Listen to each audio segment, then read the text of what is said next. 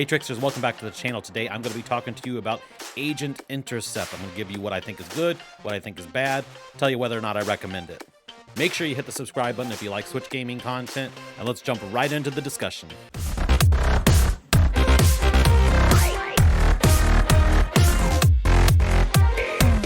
Alright, so Agent Intercept, when I first saw this game, my thoughts went back to Spy Hunter in the arcade.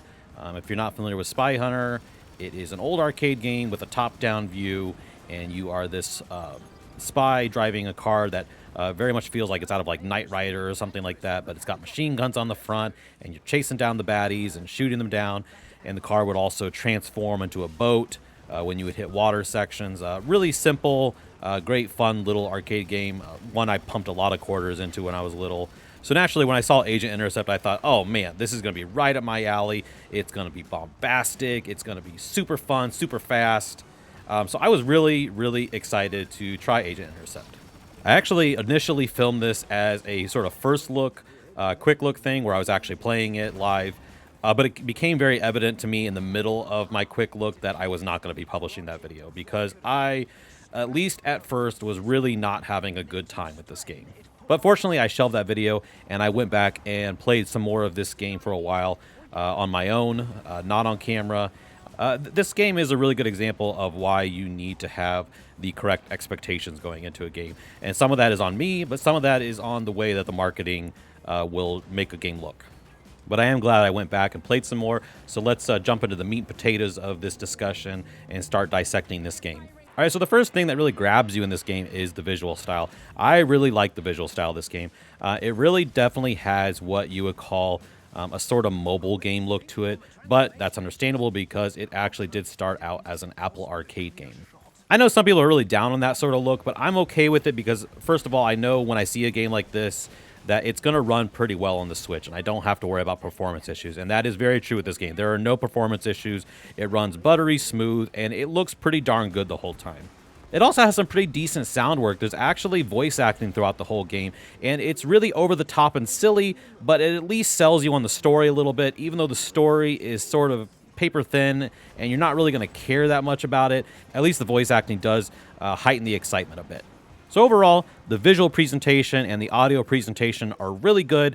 There is one aspect of the visual presentation, though, that I think affects gameplay in a way that I did not enjoy, but I'll talk about that now as we start dissecting the gameplay. So as I was saying, really, expectations are everything. When I saw the trailers for this game, I was really expecting something that was going to feel really fast and really bombastic, full of lots of great fun combat. Right off the bat, the very first thing I noticed is that the game really actually doesn't feel fast. I'm not sure if this issue with speed is more due to the actual game design or if it has to do with a design choice in the visual presentation that I was talking about. So the whole game is sort of seen through this sort of cocked to the side angle. That definitely gives it a more cinematic flair, but I think the unintended impact of that decision is that it really just makes everything that's going by on the screen feel really slow. I think if the camera angle was right behind the car and you saw things whizzing by from both sides, I really think it would definitely up that sense of speed. But as it is, the game just feels, like I said, kind of slow. But even worse is when you transform into the boat. When you are the boat, it feels achingly slow. I absolutely hate the sections where you turn into a boat. Every time I was in one of those sections, I was so relieved when it was done. And even more disappointing is later on in the game, you get to turn into a jet and you think, oh my gosh, I'm going to be in a jet. It's going to be so fast. It's going to be so fun. But what the game does in this section is it opts out of having the boost be something that makes you go faster. And instead, the boost button just handles your altitude, how high and low you go. I think things like that are probably where a lot of the mobile game influences come in. The controls are really simple. It's basically turn left, turn right, boost. You're automatically always accelerating, and then there's a button to fire weapons at guys. But yeah, the boating section, I kind of understand why that'd be slower, but the jet section, you would think, oh man, that's going to be so much fun, so much more fast. But ultimately, both of those alternate ways of traveling felt really like a big letdown. So again, as far as expectations, when I very first played this game, what I thought I was going to get was something that was very simple, straightforward, chasing bad guys as fast as you can and blowing them up. What I didn't expect was it to be more of a score chasing game, which is a bit of a disappointment because the score chasing is actually quite important to unlocking future levels.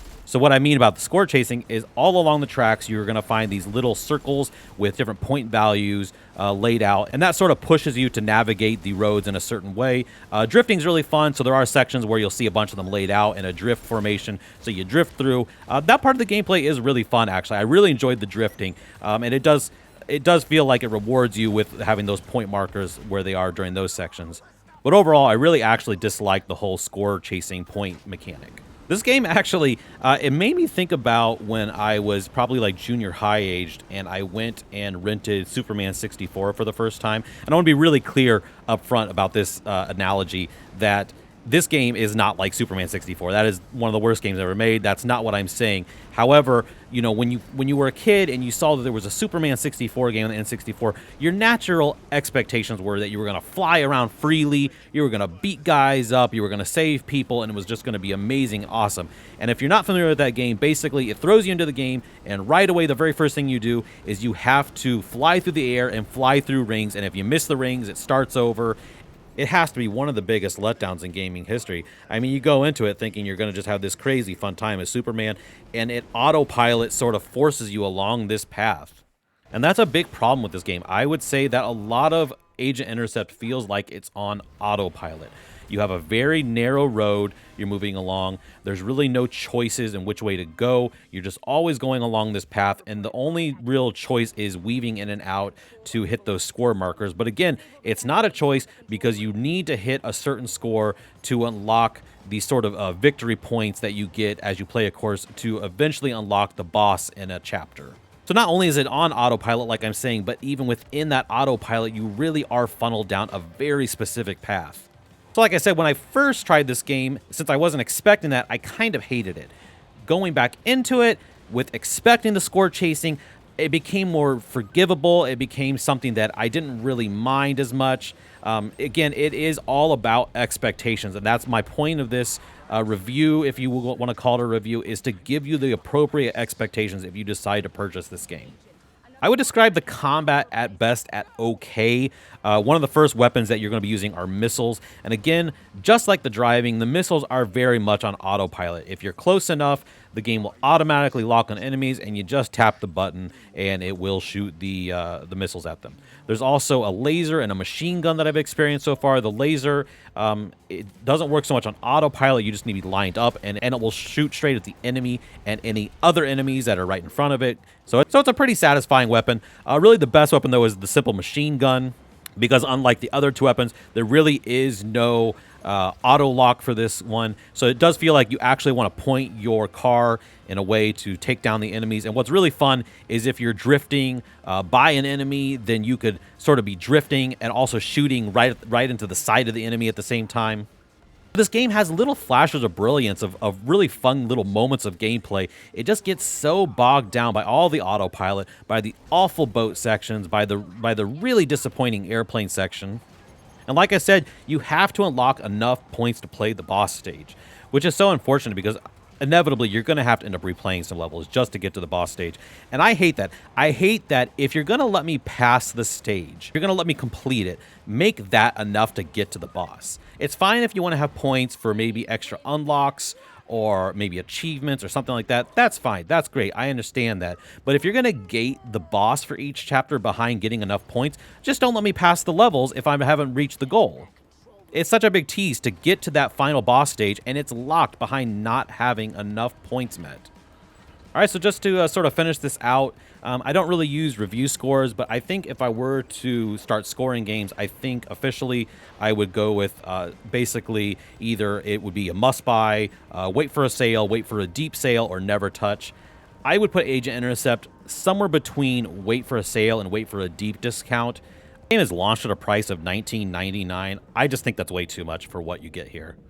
I say between a sale and a deep discount. I don't think you need to wait until it's $2 to get it. Although I think if it got down to $2, then it would be a very obvious insta-buy. I really feel like you should wait until this game sort of hits that sort of $7 price range. So something under $10, I think, is where you're going to think to yourself, yeah, I got my value and it's worth it. Yeah, so to finish it out, like I said, just make sure you know what you're getting. With Agent Intercept, you're getting a very linear, very on-rails score-chasing game.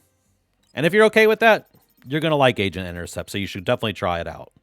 All right, so I hope you enjoyed hearing my thoughts on the game. Hopefully it wasn't too rambly. I did make a list of bullet points here to try to keep me a little bit on track. Once again, if you like Nintendo Switch content, make sure you hit that subscribe button. Till I see you next time, I hope you have great gaming tricksters.